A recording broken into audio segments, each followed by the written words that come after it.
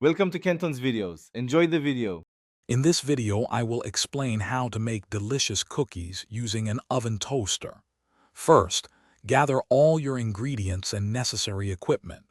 Make sure your cookie dough is prepared according to your favorite recipe. Then, preheat your oven toaster to the correct temperature.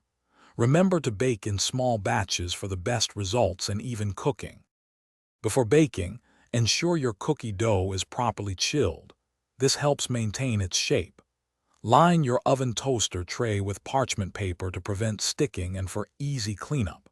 Set your oven toaster to 325 degrees Fahrenheit. It's important to let it fully preheat, which usually takes about 5 to 10 minutes, ensuring even baking from the start. Carefully place small, evenly spaced balls of cookie dough onto your prepared tray. Bake them for 8 to 12 minutes, but start checking around the 8-minute mark. For more even cooking, rotate the tray halfway through the baking time. Your cookies are perfectly done when their edges turn a lovely golden brown.